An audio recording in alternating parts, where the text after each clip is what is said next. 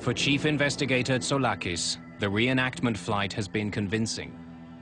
There was no dramatic cabin failure. Instead, a series of small mistakes and misunderstandings had led to the worst air disaster in Greek history.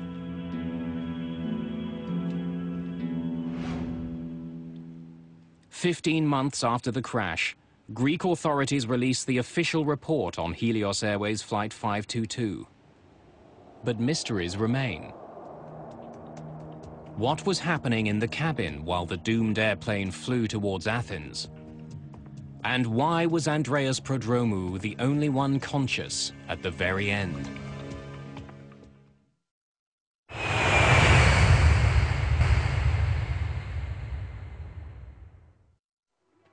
The crash of Helios Flight 522 was the worst disaster in the history of Greek aviation.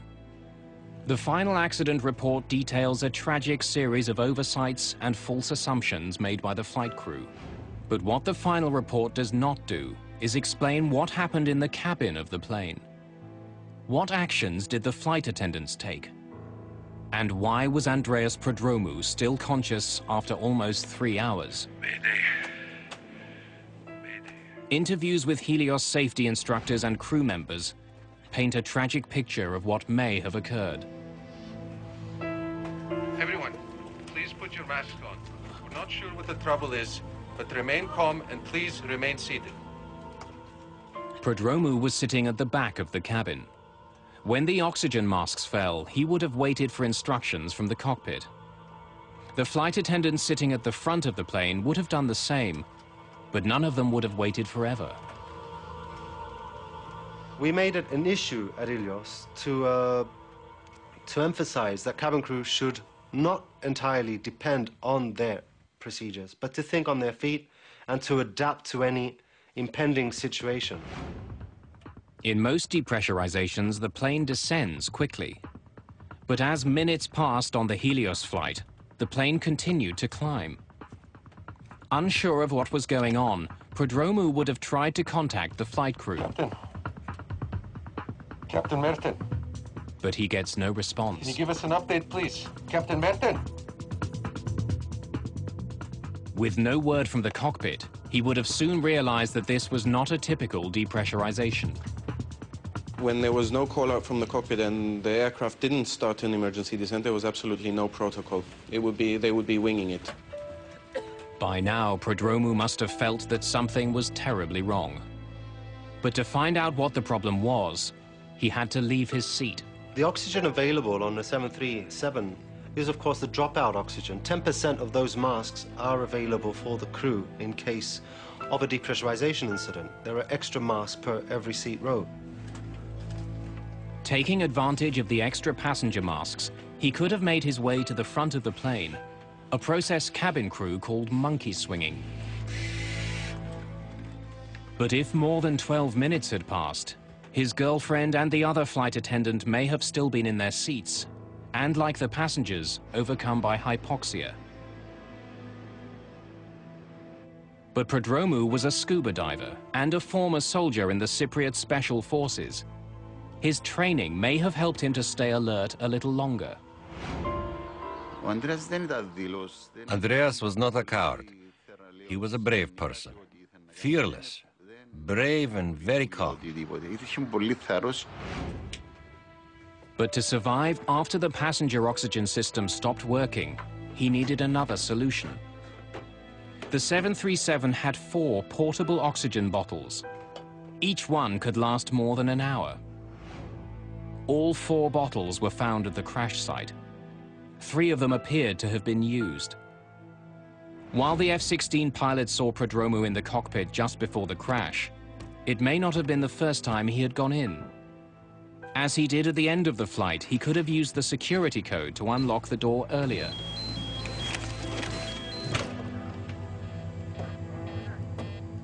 The procedure would be to enter the flight deck via the cockpit door. Initially to bang on the door, and then, if no response is forthcoming, to enter the code and enter the flight deck. During the accident investigation, DNA was discovered on an oxygen mask in the cockpit that matched the co-pilot's. It's possible Prodromou used it to try and revive him.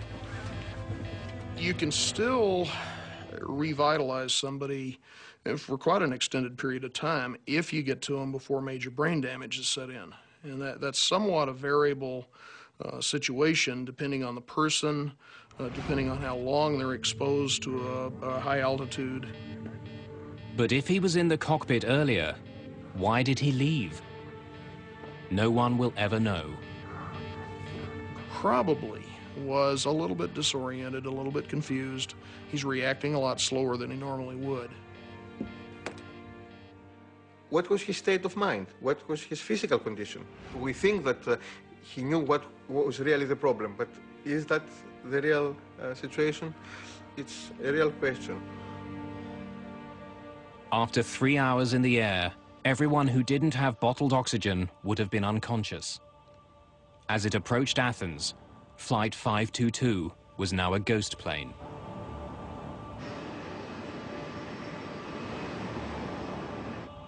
Most of the victims, they probably still had heartbeats when the airplane crashed, but almost certainly were in an irreversible coma.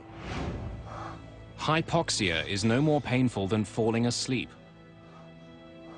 But for Andreas Prodromou, the flight must have been a nightmare. As the F-16s roared to meet the jet, and with his oxygen running out, he must have known that he too was almost out of time. Yet to the very end, he didn't give up. Prodromou made one last attempt to save the plane.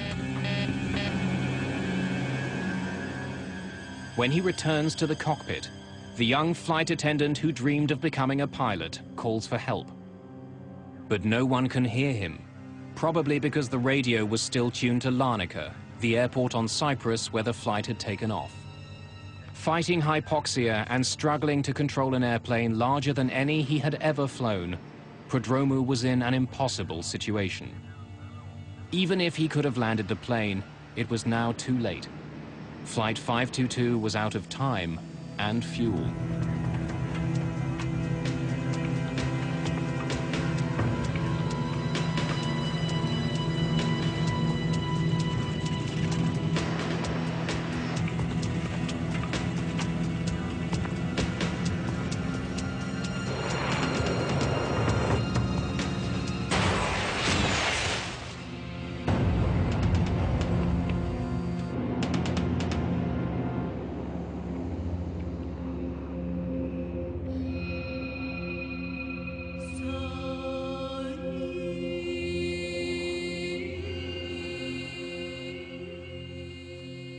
There are pictures of Andreas in Cyprus, in the cemetery where he and his girlfriend Charis are buried side by side. As his father, my son is in front of me. Wherever I go, he's always there.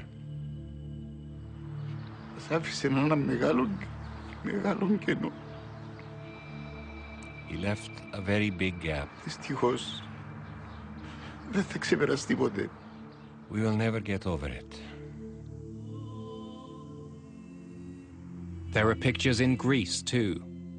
On the hill north of Athens, where Helios Flight 522 crashed, there are faded photographs of many of those who died. Bleached by the brilliant Mediterranean sun, they gaze over the rugged, ancient terrain, silent witnesses to one of the world's most bizarre and tragic airline disasters.